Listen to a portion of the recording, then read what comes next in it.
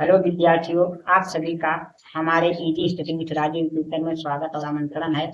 आज मैं आप लोगों के लिए बहुत ही महत्वपूर्ण क्लास लेकर आया हूं मैथ का, जो बहुत ही इम्पोर्टेंट है। सभी विद्यार्थियों के लिए हेल्पफुल होगा, सहायक होगा। आज के क्लास में हम पढ़ाएंगे आप लोगों को लैडर फ्रैक्शन, जो कक्षा 6 से लेकर 12वीं तक विद्यार्थियों के लिए और सभी प्रतियोगी परीक्षाओं की तैयारी करने वाले विद्यार्थियों के लिए हर तरह के विद्यार्थी इस क्लास को देख सकते हैं, पढ़ सकते हैं, समझ सकते हैं और सबके लिए एक क्लास हेल्पफुल होने वाला है। इसके पहले मैंने आप लोगों को एक लैडर फ्रैक्शन पर आधारित एक क्लास करा चुका हूँ। ये हमारा दूसरा भाग है। कृपया उस क्लास को देखिए, उसके बाद इस क्लास को आप देखिए तो आपको लोगों को अच्छे तरह से समझ में आएगा। चलिए, क्लास स्टार्ट करने के पहले आप लोग से मैं रिक्वेस्ट करना चाहता हूँ कि आप लोग हमारा सपोर्ट कीजिए।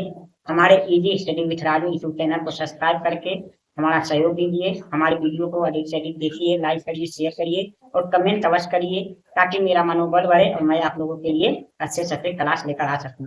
आप लोग से एक रिक्वेस्ट करना चाहता हूँ कि यदि आप इंग्लिश में कमजोर हैं और मैथ में कमजोर है तो आप हमारे easy study with Raju YouTube channel से अवश्य जुड़िए। मुझे आशा और विश्वास है कि आप लोग को यहाँ अवश्य कुछ ना कुछ लाभ होगा या ध्यानपूर्वक देखेंगे आप हमारी क्लास को। हाँ, अभी आप लोग से इसके लिए मैं क्षमा प्रार्थी हूँ कि हमारे पास इतना व्यवस्था नहीं है। थोड़ा व्यवस्था की कमी की वजह से थोड़ा कंटेक्ट अच्छा नहीं हो पा रहा है, इसके लिए आप लोग क्षमा करिए। लेकिन एक दो बार वीडियो देखेंगे तो अवश्य समझ में आएगा, आप लोग को लाभ होगा। इसलिए देखिए और सहयोग दीजिए कि मैं इस लायक बन सकूं कि आप लोगों को एक बार अच्छे से अच्छे क्लास दे सकूं। चलिए हम आज के क्लास को स्टार्ट करते हैं।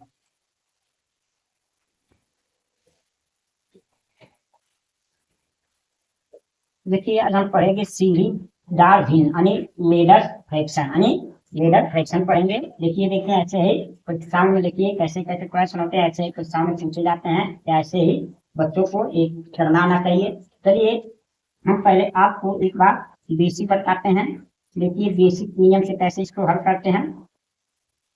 बेसिक नियम से तो देखिए इसका इसमें गुणा करेंगे और इसके जोड़ेंगे, यानी पहले से निकाल लें, यानी 3 सही 1 फिर यहाँ 2 अधन 1, फिर यहाँ 4 अधन 1 हो गया। यहाँ क्या हो जाएगा हमारा 5 से 25 3 28 28 बचा हमारा 5 हो जाएगा। तो 5 का क्या होगा, इसमें गुणा हो जाएगा, यहाँ गुणा होगा जाकर, तो हमारा फिर कितना हो जाएगा, यानी इसलिए 3 धन 1 बटे 2 धन 1 बटे 4 धन कितना हो जाएगा, यानी 5 का नाम 5 बटे 28 हो जाएगा। ऐसे हो जाएगा। अब फिर क्या करेंगे इसका, तो इसमें करेंगे हम। तो देखिए अब 28 का पारा 5 बजे पढ़ेंगे तो हो जाएगा हमारा क्या, 4 बटे 32, 4 बटे 32 को 2 3 4 दूना 8 8 3 11 हो जाएगा। 8 3 11 5 जोड़ लेंगे तो हमारा क्या होगा 7 यानी 170। कितना हो जाएगा 170। तो यहाँ हमारा होगा 3 धन 1 बटे 2 धन धन 1 बटे 170 बटे 28, तो 70 बटे 28। अब इसका यहाँ गुणा होगा, एक में यहाँ गुणा होगा,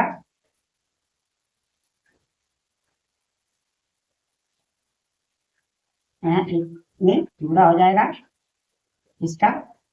तो क्या होगा 1 धन हो जाएगा यानी 2 धन 28 बटे 170 हो जाएगा।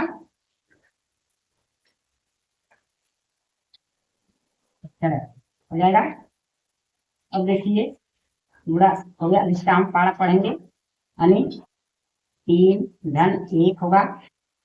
अब इसका 70 के इसमें 2 का गुणा करेंगे तो 2 7 14 4 हासिल 1 2 का नम 2 1 3 2 का नम 2 और यहाँ 28 जोड़ लेंगे तो क्या होगा, यहाँ 12 का 2 होगा, 3 2 5 6 होगा, यानी 262 आ जाएगा। 262 इसके बाद 28 में 262।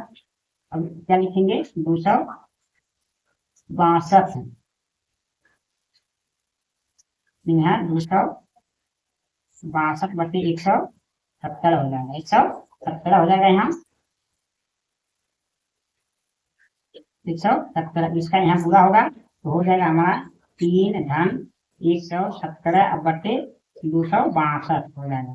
तो बराबर अब कितना होगा, इसका गुणा होगा यानी यहाँ 3 दूना 6, 3 से 18 का 8 हासिल 1, 3 दूना 6 1 7, 117 जोड़ लेंगे तो होगा 13, 3 हासिल 1, 9 10 का 0, 8 1 9 यानी हो जाएगा 903 बटे 262। इस तरह से हमारा ये आंसर हो गया, ये हमारा आंसर हो गया इस प्रकार से।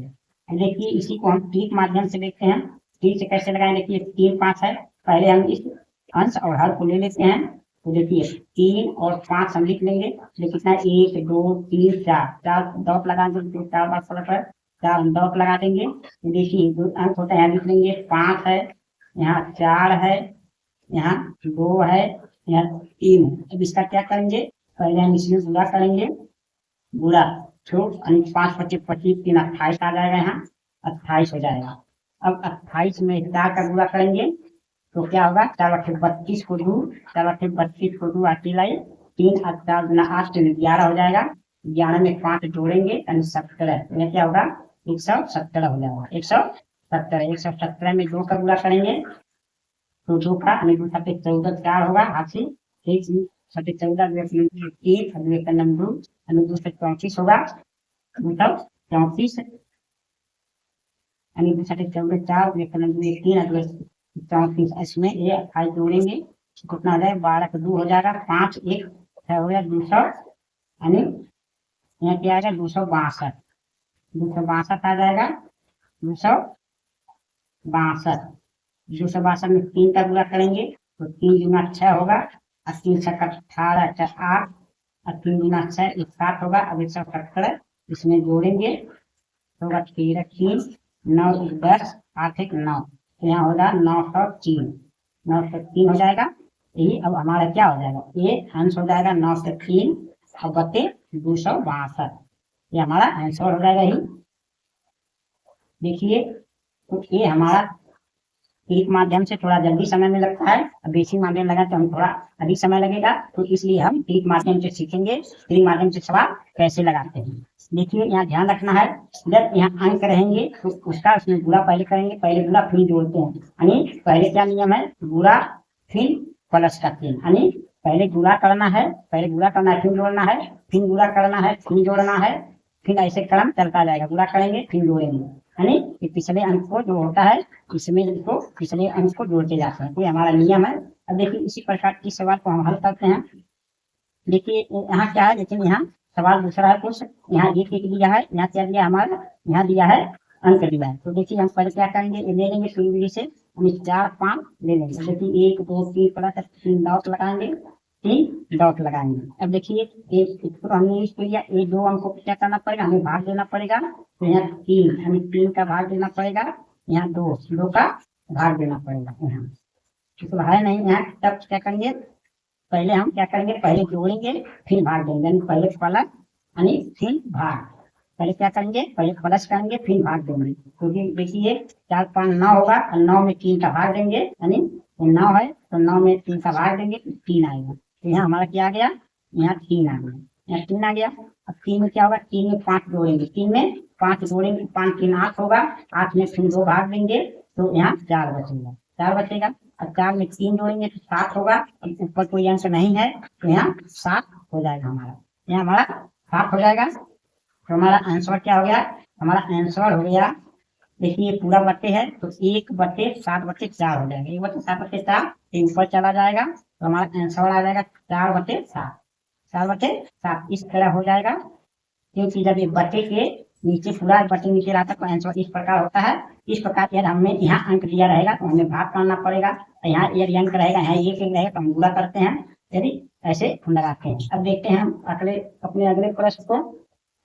देखिए यहाँ क्या है, देखिए यहाँ भी अंक है, यहाँ भी अंक है, तो हम किस प्रकार लगाएंगे। देखिए पहले हम इन दोनों अंकों का यूज करेंगे, इन दोनों अंकों का नहीं 7 और 5 को ले लेंगे, अब 1 2 3 बार डॉट डॉट करेंगे, 3 बार डॉट डॉट। तो देखिए जो यहाँ अंक है 1 का गुणा होगा, फिर 5 का गुणा होगा, फिर 3 का गुणा होगा। देखिए यहाँ 7 है, यहाँ क्या है, इसको छोड़ देंगे यानी 3 का भाग देना पड़ेगा, फिर 2 का फिर 3 का भाग देना पड़ेगा, अब फिर इस 5 का भाग देना पड़ेगा। तो देखिए पहले क्या करेंगे, पहले 1 में इसका गुणा करेंगे और 5 में इसका गुणा, 5 का 5 7 12 होगा, यहाँ 12 आ रहा है, लेकिन 12 में क्या करेंगे, 12 में यहाँ 3 का भाग देंगे, यानी 3 से 12, इसका मतलब यहाँ 4 आ गया, यहाँ हमारे क्या आ गया 4 आ गया। अब 4 में 5 जोड़ेंगे 9 आएगा, 4 में 5 जोड़ेंगे 9 आएगा। नहीं, पहले क्या करेंगे, 4 आ गया, फिर 4 में इस 5 का गुणा करेंगे, 4 में 5 का गुणा करेंगे तो 5 चौका क्या होगा, 5 चौका 20, 5 25 होगा, यहाँ क्या होगा 25, 25 में 5 का भाग देंगे तो 5 बचे, यहाँ लिखेंगे 25 में 5 का भाग देंगे तो यहाँ क्या होगा 5 हमारा आएगा, यहाँ 5 आएगा, 5 आएगा। अब 5 में क्या जोड़ेंगे, 4 जोड़ेंगे, 5 में 4 जोड़ेंगे तो 9 आएगा, 9 हमारा आएगा। 5 में पहले गुणा करना पड़ेगा, यानी 3 का गुणा करेंगे, 3 पचे 15 होगा, 3 पचे 15 होगा, 15 4 जोड़ेंगे यानी 19 आएगा, क्या होगा 19। अब 19 और अंक है नहीं कि हम भाग के, तो हमारा 19 हो गया, तो हमारा आंसर क्या होगा 19/5, 19/5। अब ये ऐसे रहेगा क्योंकि पूरा बटे के नीचे नहीं है, इसलिए ऐसे ही आंसर रहेगा, तो पूरा पते के लिए तो उल्टा हो जाता है। इस आप ध्यान रखिए, इस प्रकार से हम लगाते हैं। पहले क्या किया जाता है, पहले देखिए, पहले इन अंकों का इसमें गुणा करेंगे, फिर इसको जोड़ेंगे, फिर इसको भाग देंगे तो 4 आएगा, फिर इसमें इसका गुणा करेंगे, फिर ये अगले अंक को जोड़ेंगे, अगले अंक को इसमें गुणा करेंगे, यानी 5 चौका 20, 5 जोड़े 25, 25 में ऊपर अंक है 5 का भाग देंगे तो यहाँ 5 प्राप्त होगा। और फिर 5 में 3 का गुणा करेंगे, फिर 15 और फिर 4 जोड़ेंगे 19, 19 में आपको सही नहीं भाग देंगे तो 19 ही रहेगा। अब 19 ये हमारा पहला अंक जो होता है वो अंश बनता है, दूसरा अंक जो होता है हर बनता है, तो हमारा पहला 19 है यानी नोमिनेटर बन गया, और दूसरा यानी 5 है तो हमारा डिनोमिनेटर यानी हर बन गया। तो ऐसे इस प्रकार से हम लगाते हैं। अब देखिए हम अगले प्रश्न को अपने देखते हैं। देखिए अब यहाँ अंक है, लेकिन यहाँ 1 है, और हम क्या करेंगे, तो पहले हम 2 और 3 लेंगे, 1 2 3 4 डॉट लगाएंगे, 1 2 3 4। देखिए अंक लिख लेंगे, 5 है, यहाँ 4 है, यहाँ 3 है, यहाँ 2। तो इसका पहले क्या करेंगे, इसका इसमें गुणा करेंगे, गुणा तो क्या होगा 5 या 15, 5 या 15 में 2 जोड़ेंगे, यहाँ 17 हो गया, क्या हो गया 17 हो गया। अरे एक सॉरी, यहाँ जोड़ना नहीं घटाना है, 5 या 15, 15 में से 2 घटाएंगे तो 13 बचेगा, क्या बचेगा 13। अब इसमें 4 का गुणा करेंगे तो 4 13 26 45 तो 52, 52 में से 3 घटाएंगे तो 52 में से 3 घटाएंगे तो क्या बचेगा 49 बचेगा, क्या बचेगा 49 बचेगा। फिर 49 में 3 का गुणा करेंगे तो 3 नंबर 27 को 7 हासिल 2 80 14 14 यानी 147 आ गया। 147 में से अब 13 घटाएंगे, 147 में से 13 घटाएंगे तो यहाँ 4 बचेगा, यहाँ 3 134 हो गया, 134 हो गया। अब यहाँ हम 2 का गुणा करेंगे, यहाँ 2 का गुणा करेंगे, इसमें तो आ जाएगा हमारा 2 चौका 8 आ जाएगा, 2 3 6 आ जाएगा, 2 1 9, फिर इसमें से 49 घटाएंगे तो 18 में से 9 जाएगा, 7 बचेगा, यहाँ 5 में से 4 1 यानी 217 आएगा, यहाँ क्या आएगा 217, 217। तो हमारा फ्रैक्शन क्या हो जाएगा यानी 217 बटे यानी 134, ये हमारा आंसर आ जाएगा। इस तरह हम लगाते हैं, यानी पहले क्या करते हैं, पहले गुणा करते हैं फिर जोड़ते हैं, फिर इसमें गुणा कर, अरे माइनस है तो घटाएंगे, पहले गुणा करेंगे फिर माइनस करेंगे, यानी यहाँ गुणा और माइनस का क्रम चलेगा। यहाँ क्या करेगा गुणा फिर माइनस, फिर गुणा फिर माइनस, फिर गुणा फिर माइनस, इस क्रम से चलेगा। तो 5 का गुणा फिर माइनस, फिर 4 का गुणा फिर 3 माइनस, फिर 3 का गुणा 13 माइनस, फिर 2 का गुणा 49 माइनस, फिर इस तरह से हम लगाएंगे तो हमारा उत्तर 217 बटे 134 आ गया। अब देखिए हम अगले अपने प्रश्न को देखते हैं। हमारा अगला प्रश्न है, यह देखिए अथवा यानी 1/a धन 1/b धन 1/c धन 2/3 बराबर 45 दिया, तो हमें 4a धन b धन 3c का मान दिया।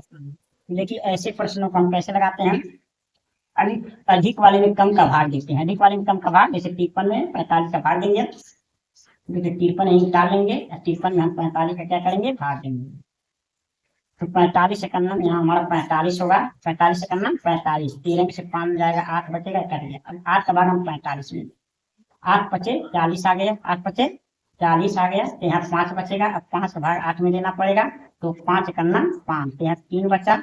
अब 3 का भाग 5 में देना पड़ेगा, तो 3 करना 3,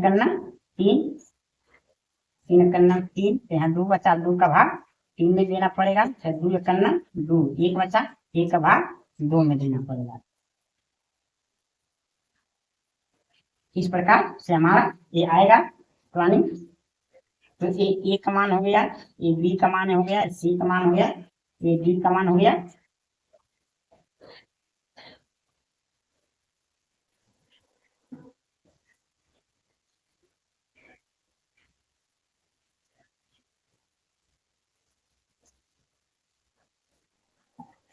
और इसमें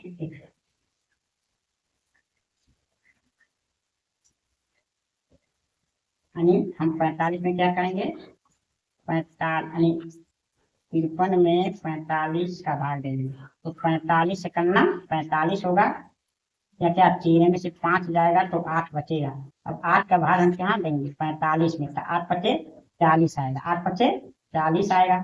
तो यहाँ 5 बचेगा, यहाँ 5 का भाग हम 8 में देंगे, तो 5 का नाम 5 हो गया, 3 बचा, 3 का भाग 5 में देंगे, 3 का नाम 3 हो गया, 2 बचा, तो 2 का भाग हम 3 में देंगे, तो 2 का नाम 2 हो गया, फिर एक बचा, 2 हो गया, फिर 1 बचा, 1 का भाग 2 में देंगे, 3 बार 2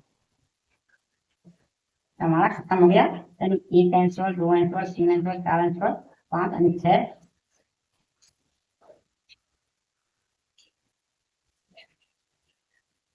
3 है, 3 सी।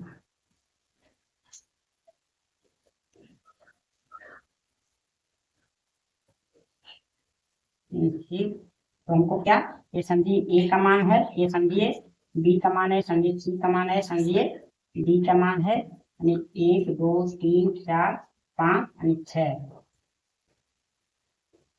ये आज मान आएंगे। लेकिन हमें क्या करना है,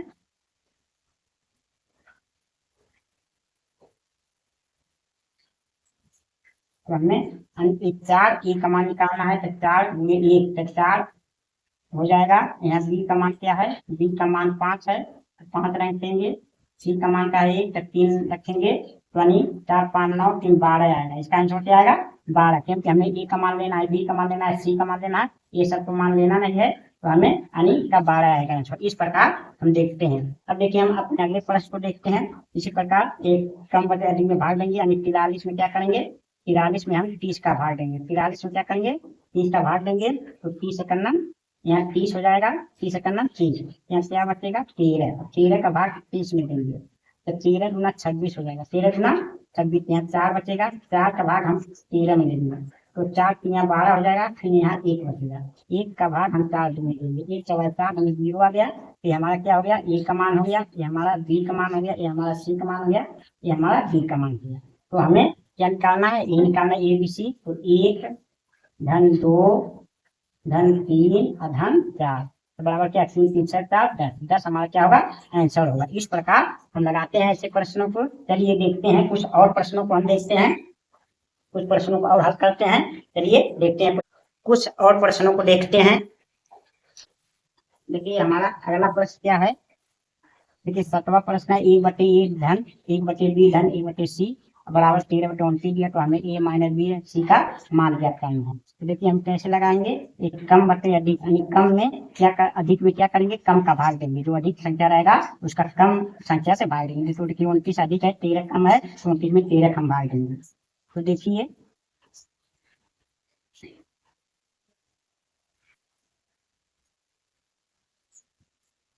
यानी देखिए हम 29 में क्या 13 का भाग देंगे, तो 13 गुना हमारा क्या हो जाएगा 26 हो जाएगा, क्या हो जाएगा 26। तो यहाँ क्या बचेगा हमारा 3 बचेगा, 3 का भाग 13 में देंगे, तो 3 चौका 12 हो जाएगा, तो यहाँ क्या बचेगा 1 बचेगा, 1 का भाग हम 3 दे देंगे, तो 1 यहाँ 3 होगा, यानी हमारा खत्म नहीं 0 आ जाएगा। तो ये समझिए हमारा क्या हो गया ए का मान हो गया, ये समझिए हमारा बी का मान हो गया, ये समझिए हमारा सी का मान हो गया। तो हमें क्या करना है ए यानी 2 माइनस बी यानी 4 और प्लस सी यानी 3, तो 4 3 क्या होगा 5 होगा, 4